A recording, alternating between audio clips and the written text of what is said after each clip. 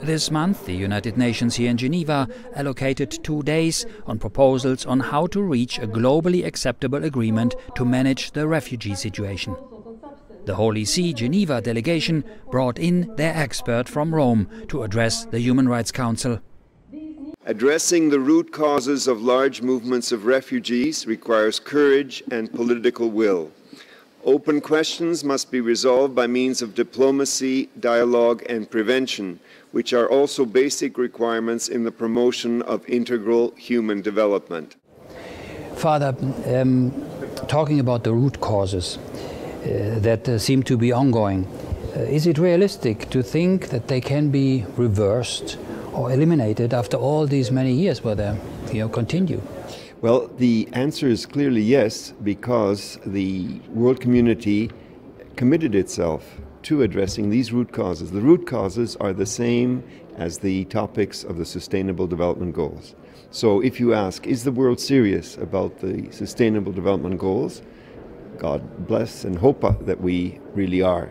And if we address the Sustainable Development Goals, we will address the root causes of the forced movement of peoples. The Holy See believes that the increase and sales of arms, especially in the home countries of refugees, is one major obstacle to the creation of peace. It is because in today's world, behind the scenes, there are interests, geopolitical strategies, lust for money and power, and there is the manufacture and sale of arms, which seem to be too important.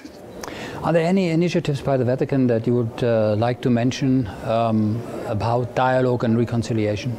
Well, the dialogue and reconciliation are certainly key to resolving many of the conflicts. I would maybe highlight the ongoing involvement of the Holy See in South Sudan, accompanying a difficult process which shows often 2 or 3 steps back and only half a step forward, but we continue. And that's one example of where a dialogue has to be fruitful, because nothing else is going to bring the parties together. Also, to be an example, like Pope Francis took in families from Syria, and he asked even dioceses in Europe to take in one family. Yes. That was difficult, probably. Not many dioceses really responded to that. Well, that's where I think we have an important role to tell that, in fact, it's not so difficult, and more dioceses, more parishes, religious communities, faithful associations have done this and are finding ways, even when the national legislation doesn't make it too easy, they are finding ways of being helpful. I think the story of people's willingness to respond and the creativity with which they respond is an important part of the story. It seems, though, that many countries are making it almost easy for forced migrants to remain in the host country. But as part of a solution, shouldn't countries instead encourage and promote people to return to their country of origin? I think, again, a good example is when the war in Aleppo was declared over, that over 500,000 people, probably by now it's almost 1 million, returned to the city to help to build the city up. Instead of staying in foreign countries, and supporting there, they supported their own countries. I think that many of our viewers would be surprised if they heard how high a proportion of people on the move actually would prefer to stay home. And if you ask yourself, would you like to stay where you live, or would you like to move quickly? Would you like to be forced to move?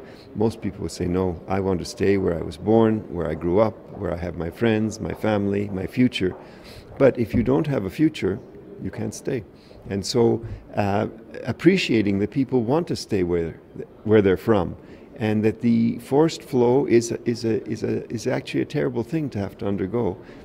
I think that will make of us a more compassionate church, and hopefully also readier to help in constructive ways. During the discussions, everyone were reminded of the New York Declaration, according to which states committed themselves to working from the beginning of a refugee situation to support conditions in countries of origin for return in safety and dignity.